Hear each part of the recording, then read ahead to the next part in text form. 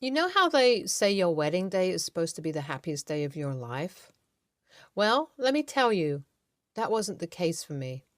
Just a day after the I do's, my world got flipped upside down. Picture this. I was still basking in the afterglow of our wedding, thinking life couldn't get any better. But then, out of nowhere, this girl shows up at our door banging like she's auditioning for a drum solo. And she dropped a bombshell that rocked me to my core.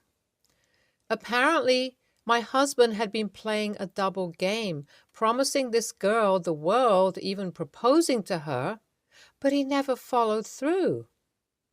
At first, I was in shock. Like, wait, what? Is this some crazy rom-com or what? But as she spilled the details, it all started to sink in, and I couldn't ignore the truth staring me right in the face. It was like my heart had been sucker punched, and I was left with this mix of anger, hurt, and confusion. How could he do this to me? To us? Was everything we had just a facade? But here's the deal, Reddit. I'm not one to shy away from facing the truth head on. So I'll be laying it all out for you guys, sharing every twist and turn of this roller coaster ride. You guys remember that feeling when you're falling head over heels for someone and you just know they're the one? Well, that's exactly how it was with my now husband. We had been dating for a good 5 years before he finally popped the big question. Yeah, it took him long enough, but hey, better late than never, right? He always had this dream of running his own business, and I gotta admit, I thought that he was a real go-getter. He worked that 9 to 5 grind like a champ, all the while hustling and saving up to turn his dream into reality. I mean, I admired his dedication, but I gotta say, it did stress him out at times. I remember the late nights he spent brainstorming ideas and crunching numbers trying to make his business plan foolproof. And then there were the moments when he'd second guess himself, wondering if he was making the right move. But I was there, right by his side, cheering him on, telling him he's got this. Because when you love someone, you support their dreams no matter what. And I believed in him with all my heart. As the wedding preparations were in full swing, I couldn't bear to see the man I loved so stressed out about his business dreams. It was heartbreaking, really. So I made a decision that I hoped would ease the burden off his shoulders. A month before our big day, I offered him something I held close to my heart, my inheritance. I knew it was a substantial amount and I wanted him to use it to kickstart his dream business. I mean, what better way to invest in our future together, right? Now, here's the thing about inheritance.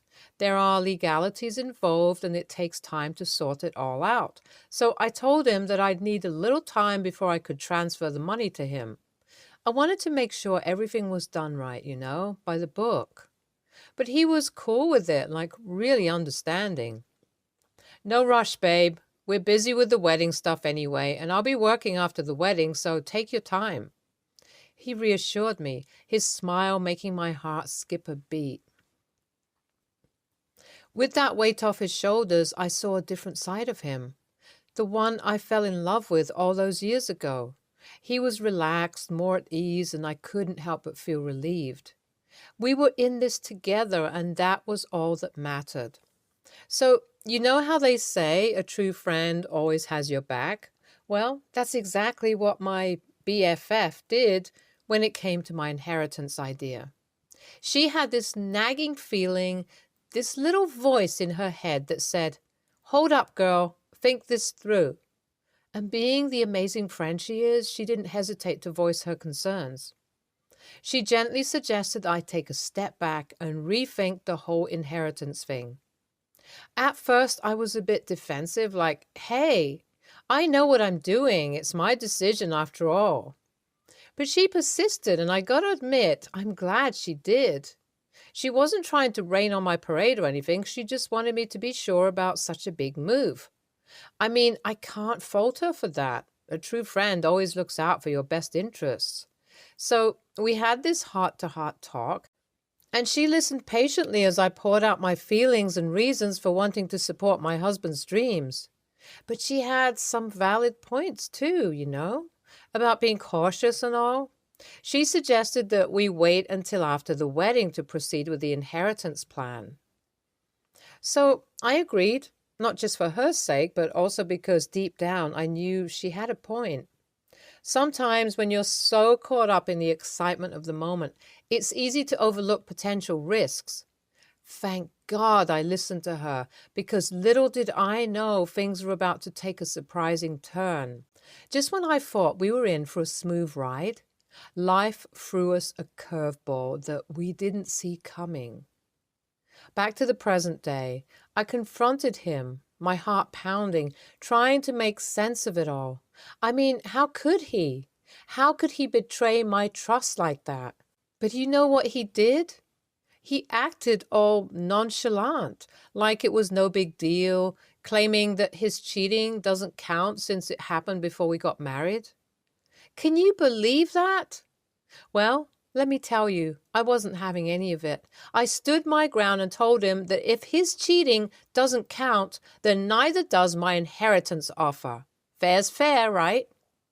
I mean, I had promised him my inheritance before we tied the knot, so if his actions before the wedding don't count, then neither do my promises. He tried to guilt-trip me, saying he had spoken to a bunch of people about the money and how he'd be ruined if he couldn't keep his promises. But you know what? I wasn't about to let him manipulate me with those mind games. I looked him dead in the eye and said, "Because we were never married when I promised you the money, so it doesn't count." And let me tell you, watching his face turn pale was like a moment of victory for me. You see, sometimes life throws these curveballs, and you gotta stand your ground. This was my moment to take charge, to protect myself from any more heartache. I deserved better, and I wasn't about to be played like a fool. He blamed me for ruining his life and begged me to not do this, but I just packed my stuff and left. AITA for this? Update 1. Okay, so picture this. My now not-so-charming husband has been on this relentless mission to win me back. He's showing up at my doorstep like a persistent salesperson trying to sell me something I definitely don't want. And let me tell you, it's been quite the spectacle. At first, he tried the soft approach, all sweet-talking and manipulating with those puppy dog eyes. "Baby, I messed up, I know, but please give me another chance. I promise I'll change," he'd say, like he's reading lines from some cheesy rom-com. But you know what they say? Fool me once, shame on you. Fool me twice, shame on me. And I ain't about to be anyone's fool. No, sir. So I stood my ground firmly but politely, telling him that there's no going back from this mess. Of course, he didn't take it well. Cue the dramatics. He starts raising his voice, yelling and making a whole scene. "You can't do this to me! I love you, damn it!" He'd shout like that's supposed to make everything magically okay. But here's the thing. Love isn't just a word you throw around like confetti. It's about trust, respect, and treating each other with kindness. And he clearly missed the memo on that one, so I shut the door on his little drama show, not falling for any of it. Boy, bye. I'm not falling for empty promises and manipulative tactics. I deserve better, and I'm not settling for anything less. Update 2. As the days pass, he's still trying to reach out, but I've got my guard up. No more falling for the same old tricks. I'm standing tall, knowing my worth, and not letting anyone disrupt my peace. I've got a support system of friends and family who've got my back, cheering me on as I navigate through this storm. And I can tell you, with their love and encouragement, I'm feeling stronger every day. And then I finally did it. I took a stand, gathered all my strength, and applied for that much-needed divorce. Boy, was it liberating. I mean, enough is enough, right? I wasn't about to stay in a toxic relationship pretending everything's peachy when it clearly wasn't. So I mustered up all my courage and took the plunge. Update 3. Guys, you know what? The universe must have been on my side because I was granted alimony. And let me tell you, he's not happy about it, not one bit. He thought he could just waltz through life, treating people like disposable pawns, but karma had other plans for him. Now, I'm not one to resort to public drama, but sometimes you got to let the world know the truth. So I took to social media and exposed him for who he really is. I spilled the tea, spilled it good, and boy, did it feel satisfying. I'm not saying it was an easy decision, putting my private life out there for the world to see, but you know what? Sometimes speaking your truth is the only way to break free from the chains that bind you. Of course, he's furious. His perfect little facade is shattered, and he's left scrambling to save face. But let me tell you something. I'm not here for the games, the lies, or the manipulation. I'm done with all that. I've got my eye on the prize, a life filled with happiness, authenticity, and freedom, and I won't let anyone stand in the way of that. So if he wants to be mad, let him be mad. It won't change a thing. With the alimony on my side, I can finally breathe a little easier, knowing I have the support I need to start over. It's like a weight lifted off my shoulders, and I'm ready to embrace this new chapter with open arms. NTA, you go, girl. Standing up for yourself and exposing his shady behavior on social media? Iconic. You deserve all the alimony you got and more. Don't let anyone play with your heart and think they can get away with it. Your strength and courage are inspiring, and you're showing the world that you won't back down. Keep shining, queen. NTA, like seriously? You're so not in the wrong here. He cheated and he got what he deserved, a divorce and alimony.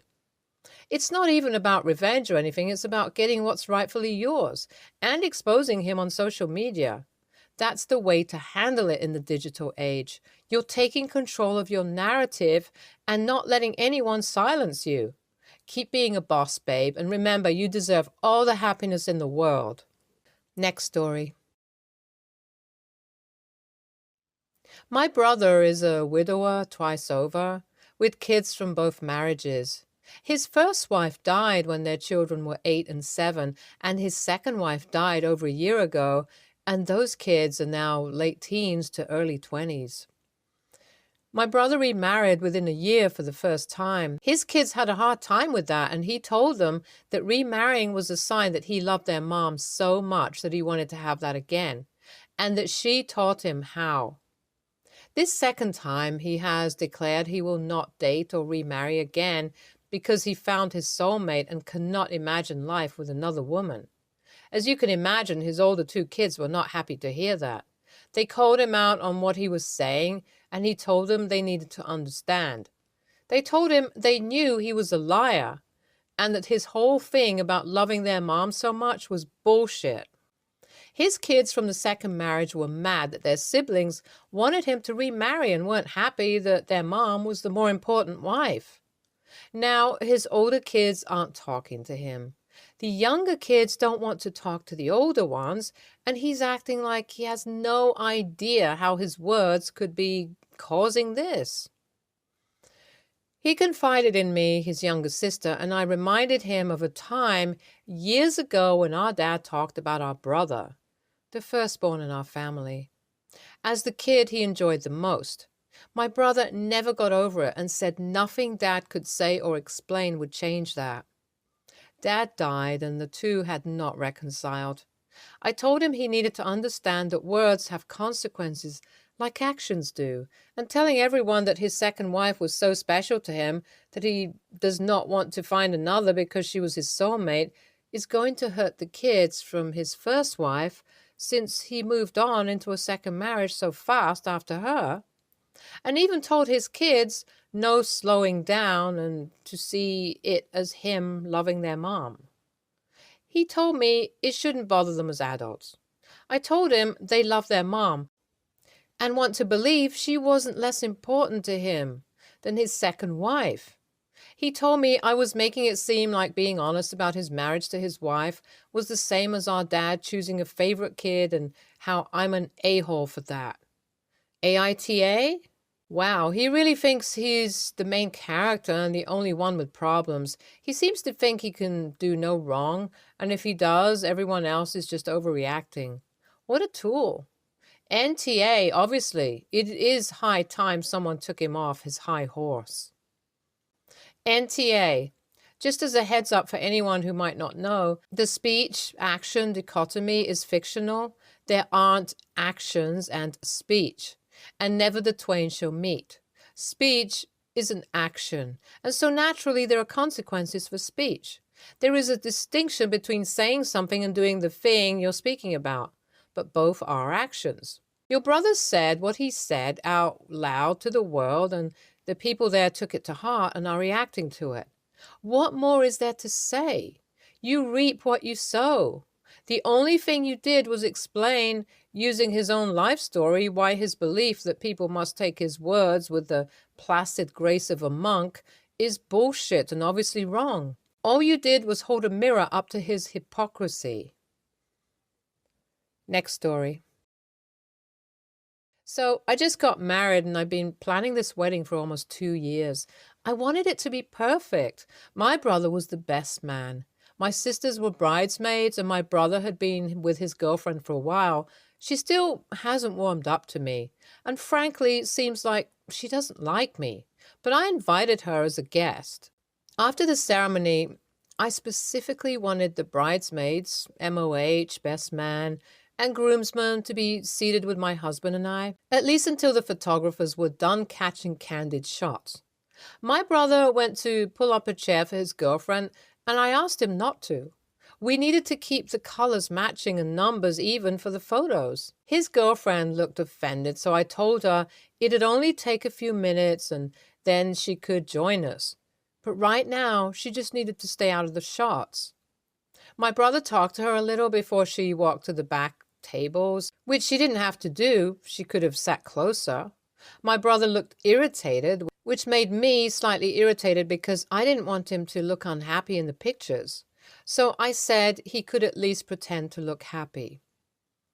I don't know why that sent him, but it did. He went off about her being shy and already feeling unwelcome in the family, and I'm not making it easy for her.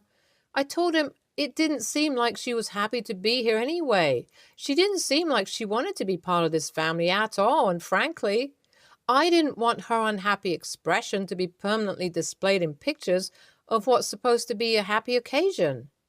Then he stormed off and sits with her. I was pissed. This was supposed to be my dad. It wasn't about her. Made the seating at the table uneven in the pictures anyway, but they still turned out okay. My brother isn't talking to me, even though I apologized and offered to apologize to his girlfriend. Some things I said out of anger, but also feel like I should have been granted some respect, and they should know how important it was to me since they knew I'd been planning this day for so long. The rest of our family and friends at the table just told me it was awkward and don't want to pick sides. So AITA? Edit. All partners were aware and perfectly fine with waiting for pictures to be done. After the more formal, candid shots were done, everyone was free to go where they wanted. Actually, candid shots were going to be taken when everybody let loose and started having fun, and everyone was able to get pictures taken with friends, partners, and family. The staged, candid shots were specifically to be framed and put up in our house, so I preferred only the people involved in the wedding to be in those. Everything else would be put in an album and also shared with friends and family who might want to print theirs out. My brother and his girlfriend are still in many of the pictures. For the record, I don't think she was actively trying to get in the shot or mess anything up. Edit 2. My brother and his girlfriend have been together for around a year. Further info in my comment responding to this question. And for anyone confused by the staged candid photos, I understand it sounds pretentious, But it's not easy taking actual candid shots of 10 people without at least one person looking like they're in the middle of a sneeze or something. I was originally going to say YTA because I thought that you weren't allowing his date to sit with him for the whole meal, but just for some additional bridal party pictures. I think that's entirely appropriate. Your brother and his girlfriend were out of line. NTA. NTA, it's basic etiquette for only the wedding party to sit at the head table, and you were reasonable enough to allow her to sit after the pictures were taken. Sorry your brother and his girlfriend took this so personally. Edit. Correction. I guess it's not that common about the wedding party being at the head table, but brother and girlfriend should have respected how OP wanted the pictures, which is common. And OP made it clear it was only for the pictures. Totally ridiculous that they couldn't wait a few minutes. NTA, it's common knowledge that just the wedding party sits at the main table. You offered to let her sit up there once photos were done. So it's not like you barred your brother from spending any time with his girlfriend for the whole event. And he should have considered that this is one day, one event centered around you and your husband's wants and needs, and he could stand to take a back seat for a little bit. Next story. My wife's parents moved in with us last year. We'd see maybe 2 to 3 spiders a year, and that was it. Now, after they've moved in, to hear them talk, you'd think my house was in the middle of Mirkwood. It all started this past summer when my in-laws came in from my screened-in back porch and went on about seeing a black widow outside the screen. I got out there with jars in hand to put said black widow in my spider relocation program. It was an orb weaver. 2 more times during the summer they saw an orb weaver on the porch or in the tool shed and came to get me saying they saw a black widow. My husband started to do the same thing. I told him what a black widow looks like and that they're rarely, if ever, seen in our area. Now that it's winter, there have been more spiders on the back porch because, poor things, they want to be warm too. 1 or 2 got into the house. My mother-in-law has handed me a bag before and told me to be careful because she saw a black widow jump in it. It was a wolf spider. Last week, my father-in-law and wife asked me to get rid of the black widow under the sink. Another wolf spider. I've been pretty fed up with all the false calls and dealing with the occasional outdoor spider and them acting like it's life or death. None of them are arachnophobic, so I printed out 2 sheets of paper. One had pics of the 3 most common spiders to see around here, and I put, if it looks like this, just let it chill. Do not call spider curse. The second sheet I put next to it had a blown-up image of a black widow, and I highlighted features and captioning. This is what a black widow looks like. You may proceed to call spider curse. I put all over the back porch and tool shed, some in the closet and under the sink. My wife was not impressed and took them all down. My wife got mad that I was insulting their intelligence and belittling her parents. I just wanted them to stop getting me for every spider sighting that wasn't a danger, and since they never listened to descriptions, I tried a different approach. AITI Reddit? NTA, but honestly, they might be a lost cause. I'm in Texas where every snake is either a cottonmouth or a rattlesnake, and the average yokel won't be convinced otherwise. Eventually, you realize it's more about the people misidentifying the animal, feeling special, than it is about genuinely not knowing. If they cared to know, they'd ask how to identify spiders the first time you corrected them. LOL. NTA, wolf spiders and orb weavers look nothing like black widows.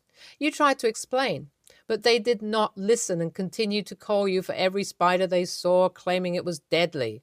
None are arachnophobic, so why do they insist on calling you every time? An education campaign was clearly needed. Stay tuned for more stories from our girl relationships.